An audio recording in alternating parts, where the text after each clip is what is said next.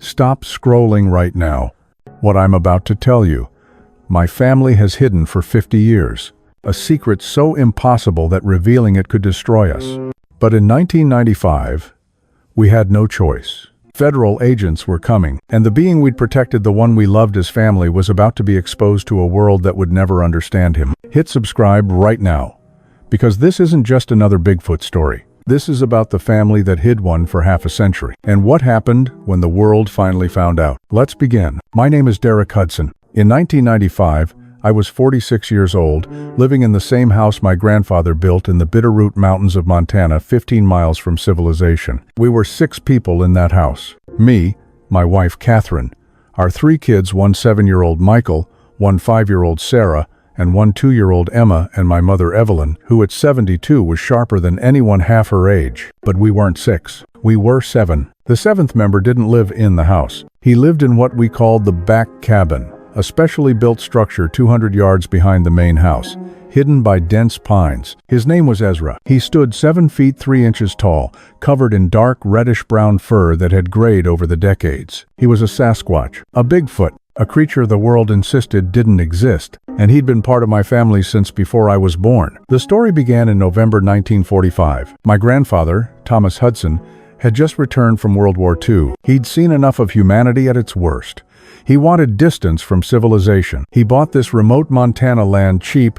Nobody wanted property this isolated, and started building a life of solitude. One winter morning, he found Ezra's mother dead at the edge of his property, killed by a rock slide. Beside her was a young Sasquatch, maybe 3 or 4 years old, crying in a way that sounded almost human. Thomas Hudson had seen enough death in the war. He couldn't walk away from a grieving child, even if that child wasn't human. He carried the young Sasquatch to his unfinished cabin, fed him, kept him warm, and made a decision that would bind our family for 3 generations. He would protect this creature, raise him in secret, ensure he never became a specimen, a curiosity, or a victim of human fear and greed. He named him Ezra, a biblical name meaning help, because he said the creature had helped him remember there was still innocence in the world worth protecting. Over the years, as my grandfather built the main house and married my grandmother Ruth in 1948, Ezra grew. They built the back cabin when he got too large to hide easily, taught him to stay out of sight, to be silent when strangers came near. When my mother was born in 1950, she grew up knowing Ezra as naturally as she knew the mountains. He was part of her childhood, a gentle presence who watched over her, who learned to understand human speech even though he couldn't replicate it, who became as much family as any blood relative. I was born in 1949. My earliest memories include him, a massive, gentle figure who would sit outside the back cabin while I played nearby, who learned to be incredibly careful with his strength around small children, who seemed to understand the importance of our family's secret even without being told. My father died in 1987, a logging accident. After that, it was my mother, my family, and Ezra, continuing the tradition of secrecy that had lasted over 4 decades. We had rules, strict ones, evolved over 50 years. Rule 1: never bring outsiders without warning. We had a bell system. 3 rings equals someone's coming. Ezra knew to stay inside and stay silent. Rule 2: never talk about Ezra outside the family. Not to friends, not to teachers, not to anyone. Rule 3: maintain the cover story. The back cabin was storage off limits due to hazardous materials. Rule 4: always have supplies stored. Ezra couldn't go to town. We brought him everything. Rule 5: never ever take photographs. No evidence could exist outside the family. For 50 years, these rules worked. We had close calls. In 1983, a forest ranger insisted on checking all structures during fire season. My father convinced him the back cabin was full of volatile chemicals too dangerous to enter. The ranger backed off. But 1995 was different. Technology was changing in ways that made our secret harder to keep. Satellite imagery was becoming detailed. The internet was spreading. Trail cameras were everywhere, small, easy to hide. The world was shrinking. And then we heard about the Montana Wilderness Survey Project, a joint initiative between the U.S. Forest Service and universities, the most comprehensive wildlife survey ever attempted in western Montana. They'd use everything: motion sensors, acoustic monitoring, thermal imaging, even drones. The project was starting in our area. In the fall, our property was private, yes, but it was surrounded by national forest. Survey teams would be everywhere, covering every square mile, documenting every species. Catherine and I lay awake many nights that summer, whispering, "Should we move? But where? How do we move Ezra without being seen? Reveal him? But on whose terms? With what protections? Do nothing and hope?" Hope seemed like a thin defense against systematic surveying. On September 15, 1995, my worst fears began. Michael came running into the house from his after-school job, face flushed. "Dad, there's talk in town. One of the survey teams found something weird up in the Bitterroot. Large footprints, unusual hair samples, signs of something big moving through the forest." The blood drained from my face. "How close?" I asked. 5 miles from here. Maybe less. "Dad, they're expanding the search. They're talking about bringing in more teams, more equipment." That night, after the kids were in bed, Catherine, my mother, and I walked to the back cabin. Ezra was sitting outside, enjoying the cool evening air. He looked at us and made a questioning sound. He could always tell when we were trouble. I sat beside him. "Ezra," I said, "we might have a problem. People are getting close. They're looking for you even though they don't know they're looking specifically for you." He made a low rumbling sound that meant understanding. He'd known this day might come. "We all had," Catherine spoke up. "We'll protect you. Whatever it takes. That's what this family does." But even as she said it, I wondered if protection would be enough. If 50 years of secrecy could hold against the determined scrutiny of science and government, and if it couldn't, what would become of Ezra? October 1995 brought the first real snow, and with it, tracks. Tracks that couldn't be hidden, couldn't be explained away, couldn't be ignored by survey teams now working systematically through the wilderness surrounding our property. I implemented what I called protocol lockdown. Ezra stayed inside the back cabin 24 hours a day. The bell system became more elaborate. 3 rings equals visitors coming. 2 rings equals all clear. 1 ring equals emergency. Hide everything. The survey teams had established a base camp in Darby. Suddenly, our small town of 800 people was crawling with researchers, graduate students, and Forest Service personnel. I went into town on October 3rd to gather information. "Know your enemy," my grandfather used to say. The command center had a large map covered with colored pins. Red pins marked anomalous findings, footprints, hair samples, broken branches at impossible heights, claw marks that didn't match any known animal. I stood there, pretending to read a bulletin board, while actually studying that map. My heart sank. There were 17 red pins within a 5-mile radius of our property, 17 pieces of evidence that Ezra existed, and the pattern they created. If you knew what you were looking for, pointed like an arrow toward our land. "Impressive, isn't it?" a voice said beside me. I turned to find a woman in her 30s wearing a University of Montana jacket. "I'm Dr. Rachel Foster, lead wildlife biologist for the survey. You're local?" "Derek Hudson. I've got property up in the mountains. Been here my whole life." "Perfect," she said enthusiastically. "Have you ever seen anything unusual in these mountains? Large animals that didn't quite fit known species?" I'd prepared for this question. "I've seen bears stand on their hind legs that looked pretty impressive, heard elk bugle in ways that could sound almost human. Mountains play tricks on you." She nodded, making notes. "That's what most people say. But Mr. Hudson, we're finding physical evidence that's harder to dismiss. Hair samples with DNA that doesn't match any catalog species. Footprints with a stride length, suggesting something weighing 400 to 500 pounds, walking consistently on 2 legs. Whatever is making these signs is real, and it's active in this area." I suggested it could be a bear with an unusual gait. "Medical condition, maybe." "We considered that," Dr. Foster said, "but the footprints show 5 toes arranged more like a human foot than a bear paw. And the DNA, while definitely primate, has markers we can't explain." She smiled. "We're funded through next spring. 6 more months of intensive study. We're bringing in more equipment next week. Thermal imaging cameras, drones. If there's something undocumented living in these mountains, we'll find it." I drove home with her words echoing in my head. 6 months. Thermal imaging. Drones. We'd hidden Ezra from human eyes for 50 years, but we'd never had to hide him from technology specifically designed to detect heat signatures through tree cover. That evening, I gathered the family in the living room. I told them everything Dr. Foster had said. "Thermal cameras," Michael said, face pale. "Dad, those can see through walls if they're not insulated properly. Is the back cabin No, I said. The back cabin was built in 1952. The best insulation we have is old fiberglass and wood. Then Ezra will show up on their scans, Sarah said, voice tight. Not if he's not there to scan, my mother said quietly. We all turned to look at her. Thomas built a shelter years ago, even before I was born, deep in the cave system about 3 miles north of here. He called it the emergency cache. He stocked it with supplies, made it livable. He always said if things got too dangerous, Ezra could hide there for weeks, maybe months. I never knew about this, I said, frustrated. Mom, why didn't you tell me? Because Thomas made Ruth promise to only reveal it if there was no other choice. He believed the best way to keep a secret was to limit who knew it. He told Ruth on his deathbed, Ruth told me when your father died. And I'm telling you now, because we're out of other choices. Emma spoke up. What about Ezra? Does he get a say in this? Or are we just deciding for him? Out of the mouths of children. She was right. You're absolutely right, Emma, I said. After we check out this cave, we'll talk to Ezra. Let him decide what he wants to do. The next morning, my mother, Catherine, and I set out before dawn.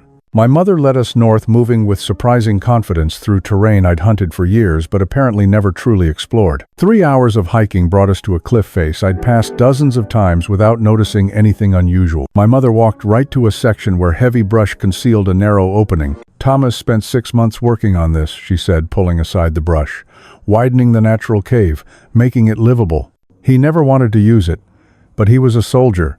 Soldiers plan for worst-case scenarios. Inside, the cave opened into a space about 20 feet deep and 15 feet wide. There was a rock hearth with a chimney venting through a natural crack, storage areas carved into walls, even a spring providing fresh water. It was cold, dark, isolated, but it was livable. He could survive here, Catherine said. But Derek, this isn't living, this is hiding, this is a prison. It's temporary, I said, just until the survey ends. And then what? Catherine pressed. They'll leave, but the technology won't. This is 1995, Derek. In 5 years, 10 years, there will be satellites that can read license plates from space. The world is changing, and hiding isn't going to work forever. She was right. I knew she was right. But what was the alternative? That afternoon, Catherine and I went to the back cabin. Ezra was sitting inside, looking through a National Geographic magazine. He'd always loved the pictures, especially of other primates and remote wilderness areas. He looked up when we entered. I saw the question in his eyes. Ezra, we need to talk about something serious. I explained the survey, the technology, the thermal cameras. I told him about the cave, about the option of hiding there until it was safe. He listened without interruption, his dark eyes focused on my face. When I finished, he stood to his full height, all 7 feet 3 inches, and moved to the window. He looked out at the forest, the mountains, the land he'd known for over 50 years. Then he turned back to me and began signing. The signs were clear. Home, family, tired, hide. You're tired of hiding? Catherine asked gently. He nodded, then made more signs. Show, truth, people. You want to reveal yourself? I asked, heart pounding. Ezra, you know what could happen? They might not treat you well. They might try to study you, keep you somewhere. He interrupted with emphatic signs. Better than cave, better than alone. We sat in silence. Then Ezra did something he rarely did. He reached out and placed one massive hand on my shoulder, then on Catherine's. The gesture was clear. Together, whatever comes. Together. That night, the family gathered again. I told them about Ezra's choice. His willingness to be revealed rather than spend months hiding in a cave. He's been a secret for 50 years, Sarah said softly. Maybe he's tired of being invisible. Maybe he wants to exist in the world, not just hide from it. But can we control how that happens? Michael asked. I mean, if we just let him walk into town, he'd be surrounded by people with cameras and guns in minutes. We'd lose any chance to protect him. We need a plan, my mother said. If we're going to do this, and I'm not saying we should, but if we are, we need to do it carefully. We need to choose who we tell, how we tell them, what protections we put in place first. Like what? Emma asked. Legal protections, Catherine said. We'd need lawyers, maybe civil rights advocates. We'd need to establish that Ezra has rights, that he's not just an animal to be captured and studied. We'd need scientists who prioritize ethics over discovery, I added. People who would see him as a sentient being deserving of dignity and autonomy. Do such people exist? Michael asked skeptically. They have to, my mother said firmly, because the alternative is unacceptable. Over the next week, We researched. I drove to Missoula, spent hours at the university library reading about animal rights, legal precedents, bioethics. Catherine contacted a lawyer in Kalispell who specialized in unusual civil rights cases. We were building a foundation, trying to create a structure that might protect Ezra when the secret finally broke. But events were moving faster than our preparations. On October 18th, Dr. Foster's team deployed their new thermal imaging drones. On October 19th, they detected a heat signature on our property that didn't match any known animal. The signature was humanoid, large, consistent over multiple readings. They'd found Ezra, even though they didn't know his name yet. On October 20th, I got a call from the Forest Service. They were requesting permission to conduct a survey of my property, including all structures. They cited their federal mandate for wildlife research, suggested that cooperation would be appreciated. I told them I'd need a few days to consider. I knew I'd bought us perhaps 72 hours, maybe less. That night, sitting with Ezra in the back cabin, I felt the weight of 50 years pressing down on us. Ezra, I said, I think it's time. We can't hide anymore, but we're going to do this our way, with protections in place, with people who will see you as more than a specimen. Are you ready? He looked at me for a long time, then reached over and picked up a small photo album we kept in the cabin, pictures of my family through the years, always carefully framed to exclude him, but that he loved to look at. He pointed to a picture of my grandfather, then to me, then to himself. The meaning was clear. 3 generations, 1 family, trust. I nodded, feeling my throat tighten. Okay, we do this together. We tell your story on our terms, with our conditions. And whatever happens, we face it as family. Outside, snow began to fall again, covering tracks, concealing evidence, providing one last brief reprieve, before everything changed forever. October 23rd, 1995. The day we ran out of time, I was in the workshop behind our house, pretending to repair a chainsaw, while actually trying to calm my racing thoughts. Michael came running from the main road. Dad, there are 3 Forest Service vehicles parked at the gate, and I saw Dr. Foster with them. They're not requesting anymore. They're coming. I dropped the wrench. How long? They were radioing someone when I left. Maybe 20 minutes, maybe less. I ran to the house. Catherine was in the kitchen with my mother and the girls. They're here, I said simply. Everyone understood. We discussed this scenario a dozen times. We had a plan, sort of. Catherine had made contact with an attorney named Victor Reeves in Kalispell. He specialized in civil rights cases. He'd been skeptical at first, but Catherine's persistence had convinced him to at least hear us out. He was driving down today, but he wasn't here yet. We also had tentative interest from a bioethicist at the University of Washington, Dr. Patricia Chen. She'd agreed to review our documentation and provide expert testimony if needed. But again, she wasn't here. We had promises and possibilities, but we didn't have protection. Not yet. What do we do? Sarah asked, voice tight with anxiety. I looked at my mother. She'd lived with this secret longer than anyone except Ezra himself. Mom? She stood, straightening her back. We tell them the truth, but we do it our way. Derek, go to Ezra, explain what's happening, ask him if he's ready. Catherine, call Victor Reeves. Tell him we need him here immediately. Sarah, Emma, you're with me. We're going to meet those Forest Service people at the gate and delay them as long as possible. How? Emma asked. My mother smiled grimly. By being a confused old woman with property rights and a lot of questions about proper procedures. I can be very confused when I need to be. As they headed out, I took the path to the back cabin, my mind racing. 50 years.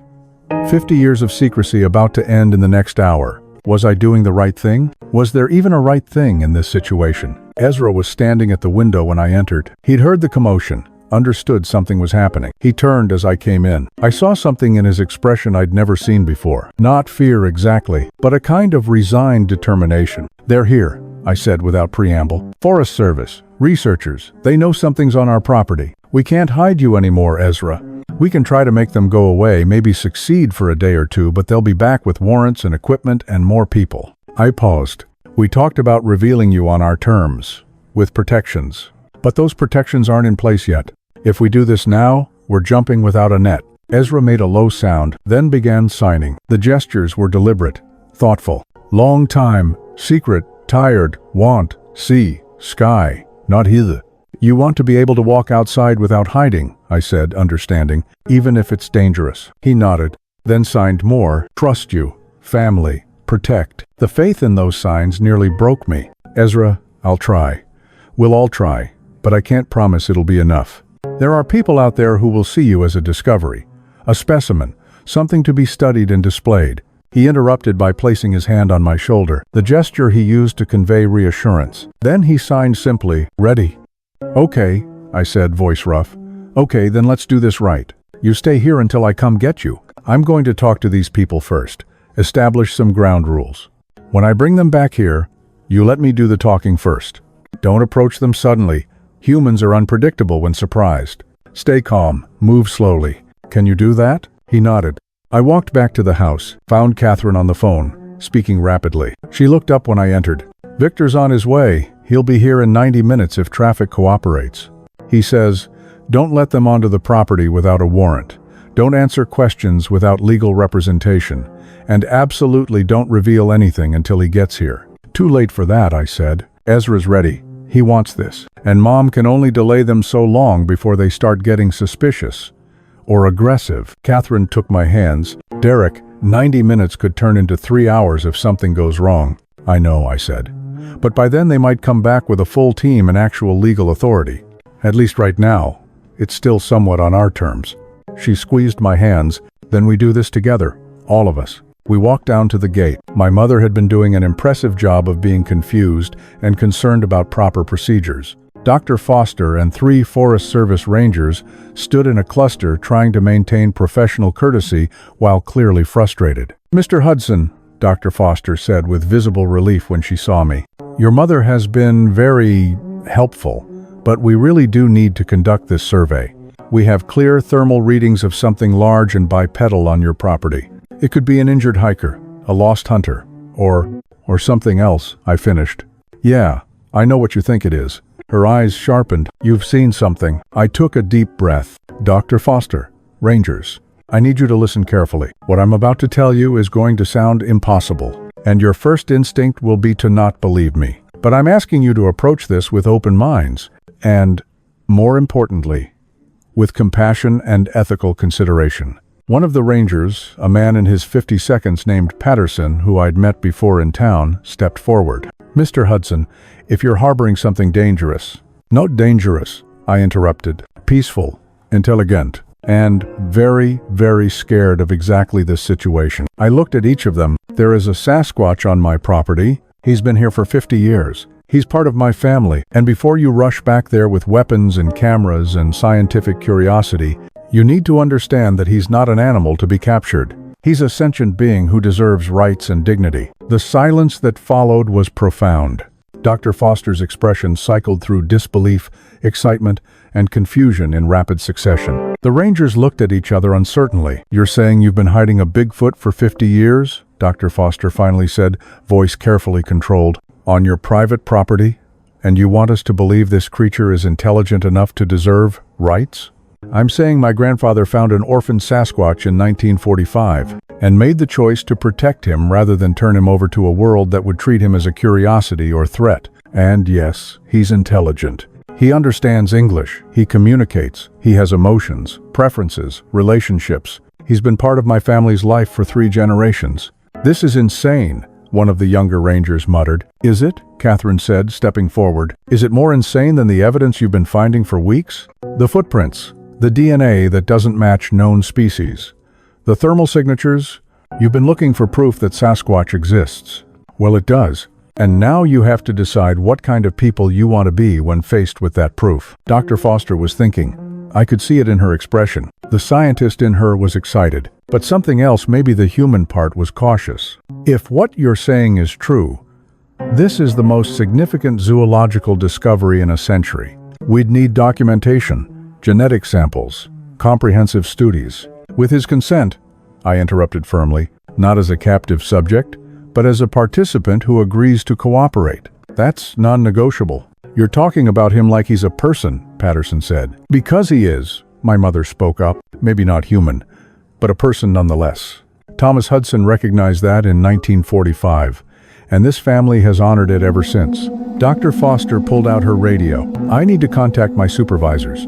And probably federal authorities. Mr. Hudson, if this is real, It is real, I said, and you can contact whoever you need to contact.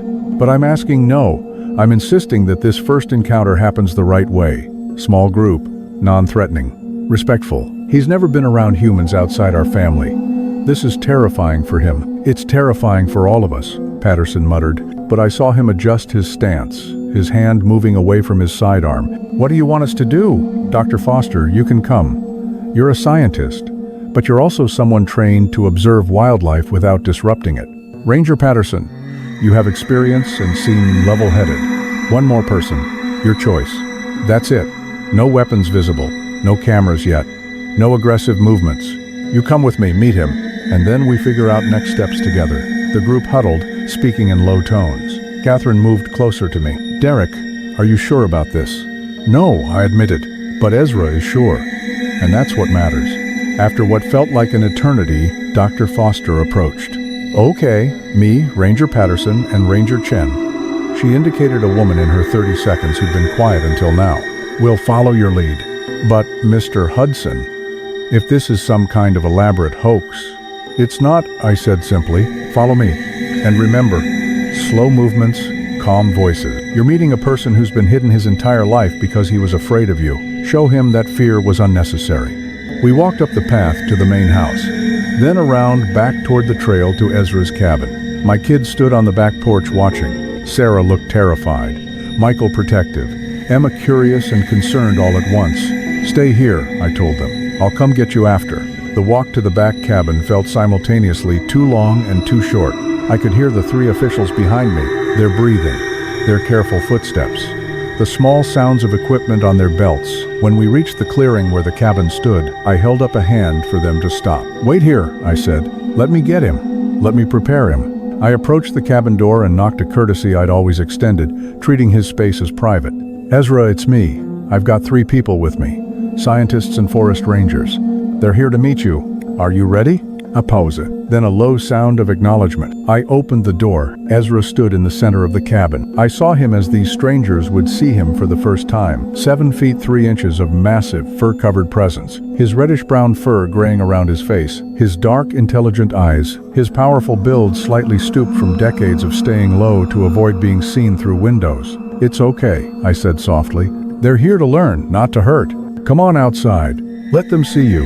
Ezra took a deep breath, such a human gesture from such an inhuman form, and walked to the door. He had to duck to get through, something he did automatically after decades of practice.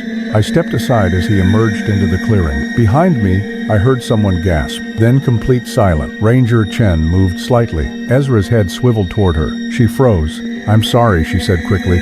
I wasn't reaching for anything. I don't know what I am. Amazed, terrified, both is reasonable, Catherine said from behind me.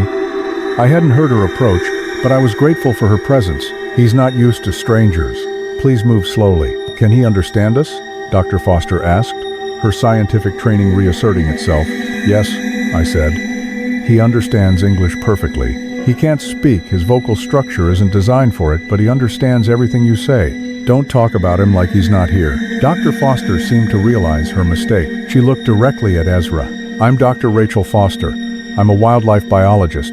I've spent my entire career studying rare species and their habitats, but I've never seen anyone like you. This is, she trailed off, apparently at a loss for words. Ezra made a gesture I'd taught him years ago, a slight inclination of his head, the Sasquatch equivalent of a nod of acknowledgement. Did he just respond to me? Dr. Foster asked, wonder in her voice. He acknowledged you, I said. He's been watching humans his whole life. He understands social cues better than you might think. We stood there for several minutes. This impossible tableau, a family, a Sasquatch, and 3 government officials trying to process what they were seeing. Finally, Patterson spoke up. Mr. Hudson, we need to make some calls. This is beyond our authority to handle. We're going to need federal involvement, probably multiple agencies, Fish and Wildlife, maybe the Smithsonian, possibly even. I understand, I said, but before you make those calls, I need you to understand something. Ezra is not going to be taken anywhere. He's not going to be tranquilized and transported to a lab. He's not going to be poked and prodded and displayed. Whatever happens next, it happens with his consent and with protections for his rights and dignity. Are we clear? The 3 officials looked at each other. Dr. Foster nodded slowly. Clear, but Mr. Hudson, You have to understand this changes everything. The scientific community, the government, the public. Everyone is going to want to know about this. You can't keep him secret anymore. I know, I said. We're not trying to, but we're going to control how this happens.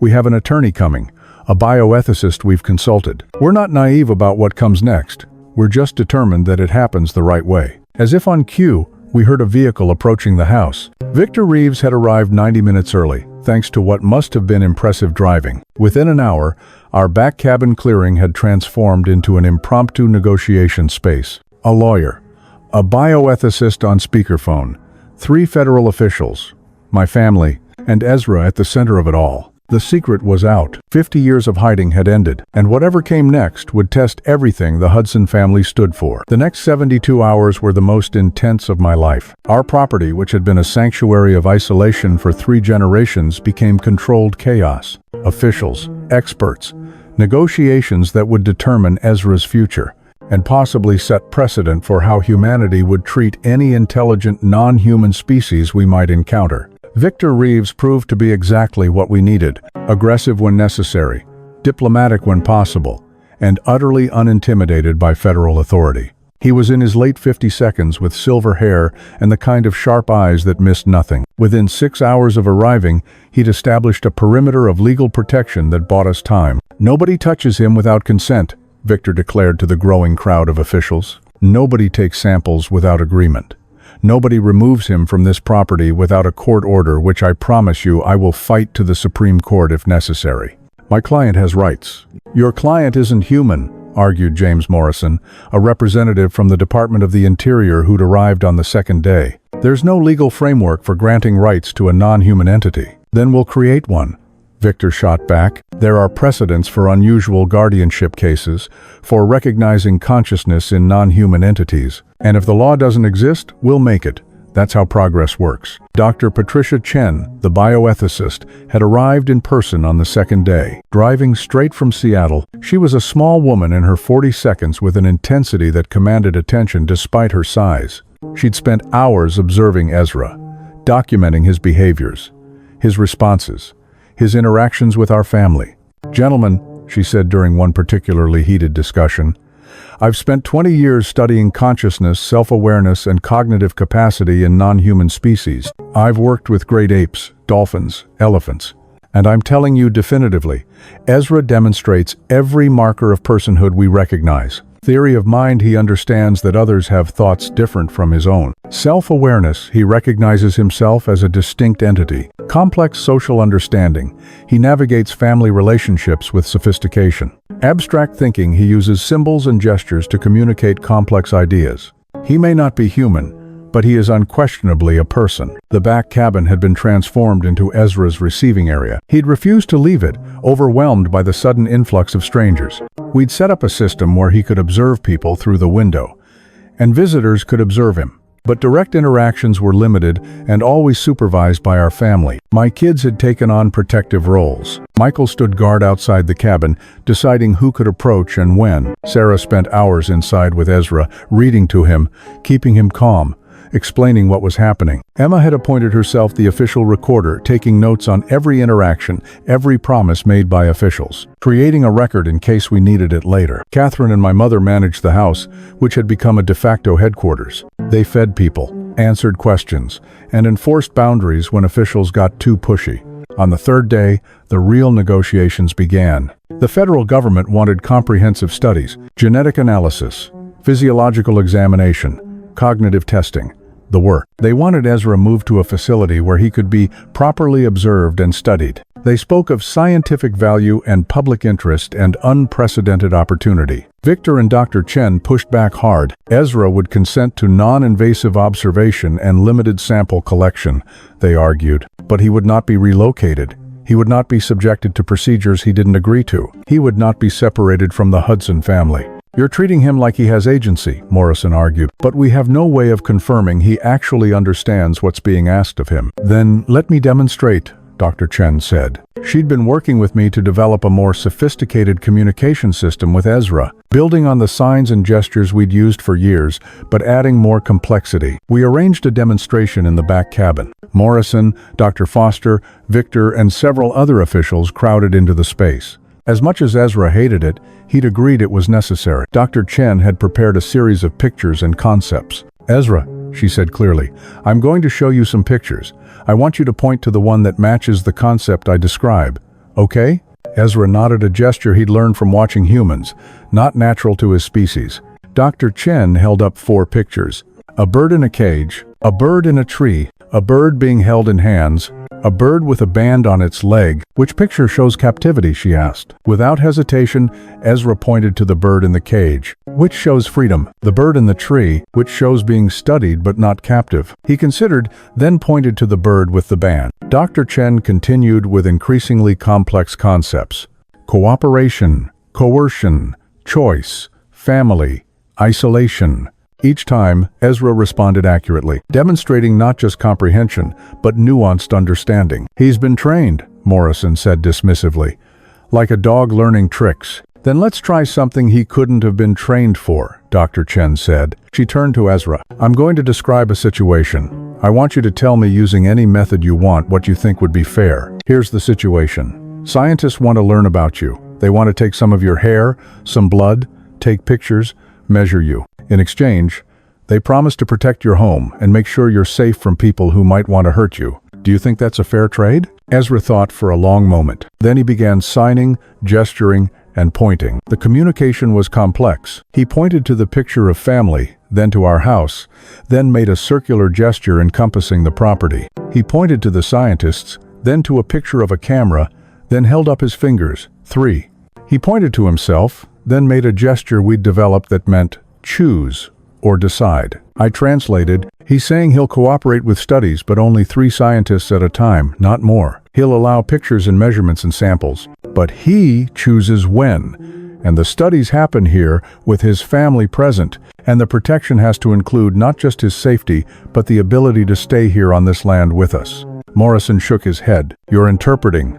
How do we know that's what he actually means?" Dr. Chen turned to Ezra. "Did Derek understand you correctly?" Ezra nodded emphatically. "Do you want to add anything? Change anything?" Ezra thought, then made more signs. He pointed to the picture of the bird in the tree, then to himself, then made a sweeping gesture toward the outside. "He wants to be able to go outside," Sarah said from the corner where she'd been watching. "To walk in the forest without hiding.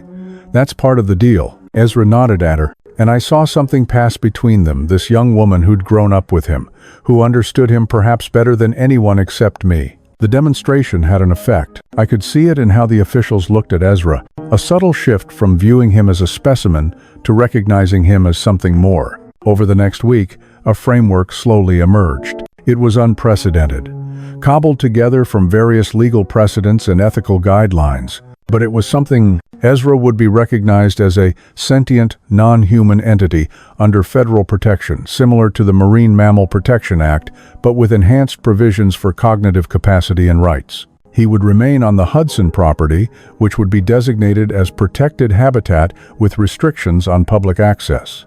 A small team of researchers, no more than 5 at a time, could conduct non-invasive studies with Ezra's demonstrated consent for each procedure. The Hudson family would serve as legal guardians with authority to approve or deny research requests and speak on Ezra's behalf when direct communication wasn't possible. No information about Ezra's exact location would be released to the public. The property would be kept confidential to prevent media circus or harassment. A trust fund would be established to support the ongoing costs of Ezra's care and the family's role as guardians. It wasn't perfect. Victor pointed out a dozen ways it could be challenged or undermined. But it was protection of a sort, and it was unprecedented. "You're making history," Dr. Foster told me on the 8th day as she prepared to head back to her university, to begin writing the papers that would introduce Ezra to the scientific world. In 100 years, people will study this moment. The first time humanity officially recognized a non-human person. "I just want him to be safe," I said, "to be able to exist without fear. That's more than most species get from us," she said quietly. "You and your family have protected him for 50 years. Now we all have to protect him. That's the burden we inherit." On October 31st Halloween, which felt weirdly appropriate, we held what Victor called the signing ceremony. All the key parties gathered: federal representatives, scientists, our family, legal experts. The documents that established Ezra's status and protections were signed. Ezra himself participated, making his mark on the papers with ink and his thumbprint, a gesture Dr. Chen had suggested to demonstrate his agency in the process. "How do you feel?" Catherine asked him afterward, as the officials began to pack up and leave, as our property started to return to something resembling normal. Ezra looked at her, then around at the family, gathered in the back cabin. He made a sign we all understood. Home, safe, family. "But?" I prompted, because I could see there was more. He pointed outside to the forest beyond. Then he made the sign for wait, followed by want, followed by walk. "You want to walk in the forest?" Sarah said. "Not just here around the cabin, really walk. Like you used to before all this started." Ezra nodded, and I saw something in his expression. Not quite sadness, but a kind of longing. He'd gained recognition, protection, official status as a person, but he'd also lost something in the process. The absolute privacy, the ability to move through the mountains completely unseen, the freedom that came from total secrecy. "Soon," I promised. "We'll work it out. Once things settle down, once the initial research is done, we'll figure out how you can have more freedom. That's the whole point of this, right? Not just survival, but actually living." My mother spoke up from her chair in the corner. "Thomas would be proud," she said softly, and terrified and angry that it came to this, but ultimately proud. "He protected you because he believed you deserved to exist freely. We've tried to honor that, and maybe now with all these rules and protections you can actually have some of that freedom he wanted for you." That night, after everyone had left, after the kids were in bed, Catherine and I walked the property with Ezra for the first time in weeks. It was dark, the moon barely a sliver, but we knew these trails by heart. 50 years, Catherine said, 3 generations keeping a secret. And now it's not a secret anymore. "Are we doing the right thing?" I asked, not for the first time. "Really? I don't know if there was a right thing," she said. "But I think we did the best we could with an impossible situation. We protected him when he needed protection, and we helped him step into the world when hiding wasn't possible anymore." Ezra made a low sound. We both turned to look at him. He was standing at the edge of the trees, looking out over the valley below, where a few distant lights from Darby twinkled. He'd spent his entire life looking at that view from hiding. Now he stood in the open, visible if anyone cared to look, protected not by secrecy, but by law and recognition. He turned back to us and signed, "Thank you, family, home. Always," I said. "Whatever comes next, we face it together." We didn't know it then, but what came next would test that promise in ways we couldn't imagine. Because while we'd secured Ezra's immediate safety, we hadn't accounted for one thing. The world is full of people who don't respect laws, don't value ethics, and see opportunity where others see responsibility. The secret was out, and not everyone who learned it would have good intentions. November 1995 began with what felt like cautious optimism. The initial media firestorm had been carefully managed. Press releases through official channels, scientific papers in preparation, but no exact location revealed.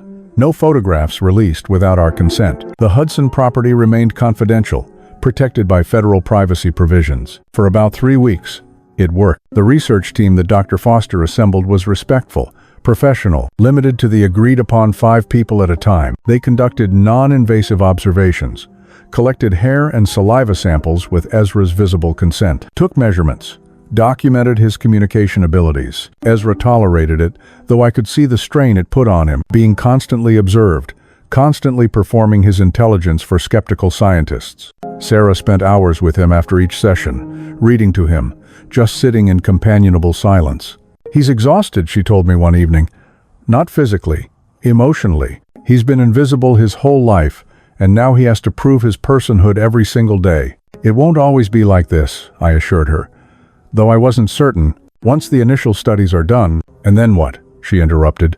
"There will always be more scientists, more studies, more people who want to see the Sasquatch who can think." "We didn't just reveal him, Dad. We turned him into something to be endlessly examined." Her words haunted me because they echoed my own doubts. Had we traded one form of captivity for another? He wasn't in a cage, but he also wasn't free. On November 18th, everything changed. I woke at 3. 0 inches the morning to the sound of Emma screaming. Catherine and I ran to her room to find her at the window, pointing toward the back cabin. "There are lights," she gasped. "Flashlights. People. A lot of people." I looked out and felt my blood turn to ice. At least a dozen flashlight beams were moving around the back cabin area, and I could hear voices. See the silhouettes of people where no people should be. "Call Victor," I told Catherine. And 911. "Someone's on our property." Michael was already out of his room, pulling on boots. "Dodezro." "I know. Stay with your mother and sisters. I'm going out there." "The hell you are," my mother said, appearing in the hallway in her bathrobe. With a shotgun I didn't know she still had. "Not alone. You're not." We went together, my mother and I, down the path to the back cabin. As we got closer, I could hear voices more clearly. "Thermal signature was right here. Check the cabin. He's got to be inside.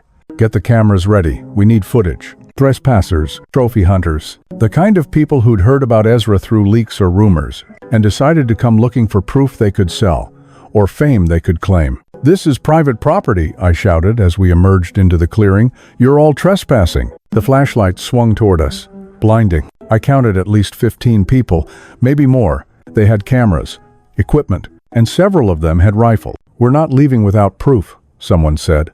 A man in his 30 seconds with expensive gear and the confidence of someone used to getting what he wanted. "The government can't keep this secret.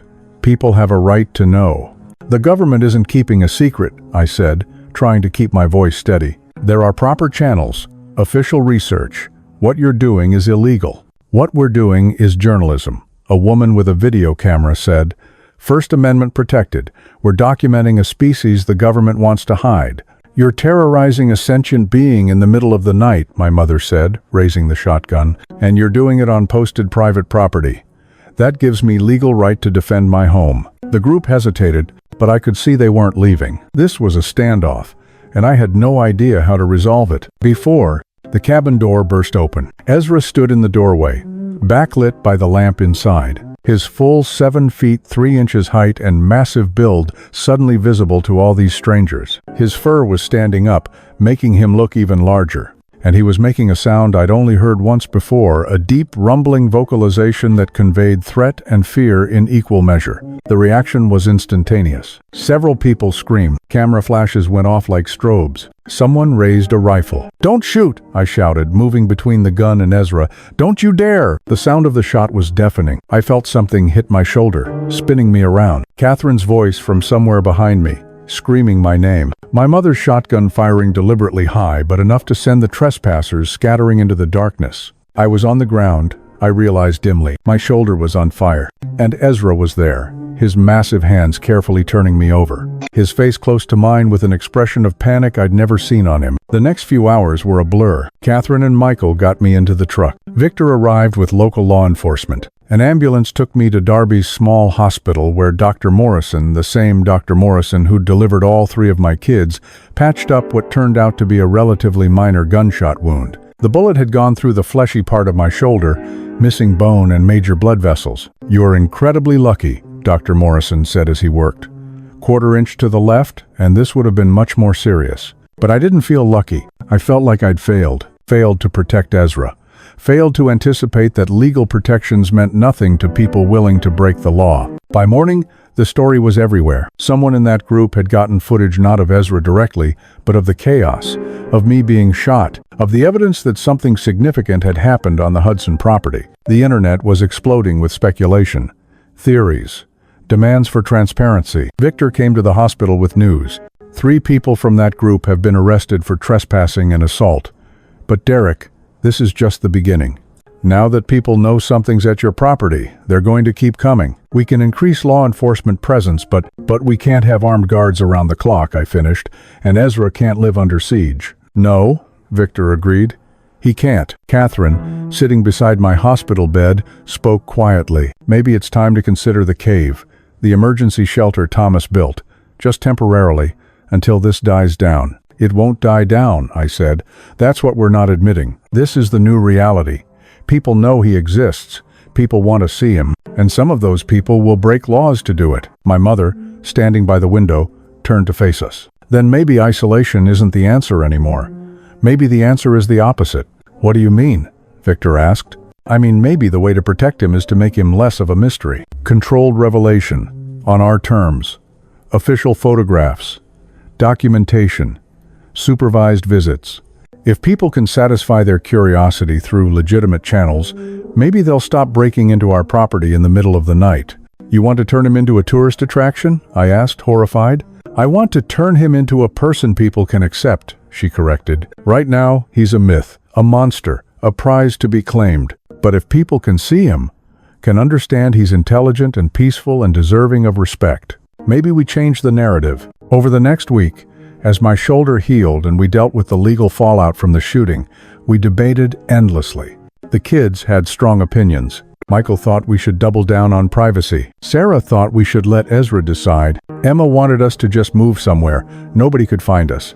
But it was Ezra's opinion that mattered most. On November 25th, with my arm still in a sling but mobile enough to make the walk, our whole family gathered in the back cabin. We'd brought pictures. Tried to explain the options through our communication system. Show him to more people in controlled ways? Or try to maintain absolute privacy despite its obvious challenges? Ezra looked at all of us, this family that had protected him for 50 years, that had been willing to die for him, literally, in my case. Then he began signing. His message was clear. Tired. Hide. Want people see good, not monster. You want people to see you're not a monster, Sarah translated, tears in her eyes. You want them to understand. He nodded, then signed more. 50 years secret. Scared every day. Now different. Scared, yes, but free also. He's saying the last 50 years he was scared in secret, I said slowly. Now he's still scared, but there's also freedom in being known. Catherine spoke up. Ezra, if we do this, if we let more people meet you, see you, know you, it's going to be hard. Some people will be kind, but some won't. Some will still see you as a thing, not a person. Are you ready for that? Ezra thought for a long moment, then pointed to me, to my bandaged shoulder. He signed, You hurt for me. I can be strong for family too. It was decided. Over the next month, working with Victor, Dr. Chen, and a public relations specialist Victor hired, we developed a framework. Selected journalists would be allowed supervised visits. A documentary crew, carefully vetted, would create an authorized film. Educational institutions could request presentations with Ezra's consent. Revenue from these controlled interactions would fund his care and support the family. The first official visit happened on December 15th. A journalist from National Geographic, Dr. Foster as scientific advisor, a photographer, and our family. Ezra sat outside the back cabin, and for an hour, they observed, asked questions, which I translated based on Ezra's signs and gestures, and documented. The resulting article, published in March 1996, changed everything. It presented Ezra not as a cryptid or monster, but as a person, intelligent, emotionally complex, deserving of dignity. The photographs showed him with our family, the interactions gentle and clearly mutual. Dr. Chen's accompanying essay on consciousness and personhood was compelling and rigorously argued. Public opinion began to shift. Yes, there were still skeptics. Still people who saw Ezra as a curiosity. But increasingly, people started asking different questions. What rights should non-human persons have? How should we treat intelligent species we encounter? What does it mean to be a person? By spring of 1996, a routine had emerged. Ezra received visitors 2 days a week. Never more than 5 people, always with family present. He'd learned to tolerate the attention. Even seemed to enjoy some interactions, particularly with children who approached him with wonder rather than fear. He walked in the forest now, openly. Though we kept to our property, he sat in the sun outside the cabin without hiding. He existed in the world, visible, known, protected not by secrecy, but by recognition. One April evening, as the last snow melted and wildflowers began pushing through the ground, I sat with Ezra on the bench outside his cabin. My shoulder had healed well, though it ached in cold weather. A permanent reminder of the night everything changed. Was it worth it? I asked him, using signs to supplement my words. All of this? Being known? He thought for a long moment, then began signing a long, complex message. Grandfather Thomas, save me, teach me. Family you, your children teach me love. 50 years hidden. Safe but not living. Now scared, yes. Hard, yes. But real. People see me. Real person. Not monster. Not secret. Real. He paused, then added, thank you all. Family give me life. not just alive, real life. I felt my throat tighten. "You gave us something too," I said. "You taught us that family isn't just blood. That intelligence takes many forms. That courage means being vulnerable when you'd rather hide." As the sun set over the Bitterroot Mountains, painting the sky in shades of orange and purple, I thought about my grandfather Thomas, about the choice he'd made 51 winters ago when he found a young Sasquatch crying beside his dead mother. He couldn't have known that choice would bind 3 generations to an impossible secret. Couldn't have imagined that secret would eventually transform into something public, complicated, and unprecedented. But he'd known the essential truth, that some beings deserve protection not because of what they were, but because of WHO they were. That intelligence and consciousness transcended species. That family was what you chose, not just what you were born into. Ezra would never be completely free. The world still saw him as unique, other, special, in ways that limited even as they protected. But he existed now, acknowledged, real, a person with rights and dignity and a family who would fight for him. 3 generations of Hudsons had kept him secret. Now 3 generations would help him live known. And maybe, just maybe, his existence would change how humanity thought about the other minds we shared the world with. As stars began appearing in the darkening sky, Sarah came out to join us. She sat beside Ezra, and he wrapped one massive arm around her shoulders, a gesture of affection he'd learned from watching our family, made his own through decades of observation. "Dad," she said, looking up at those stars, "do you think there are others like him, still hiding?" "Maybe," I said. "Probably." "Do you think they'll ever come out?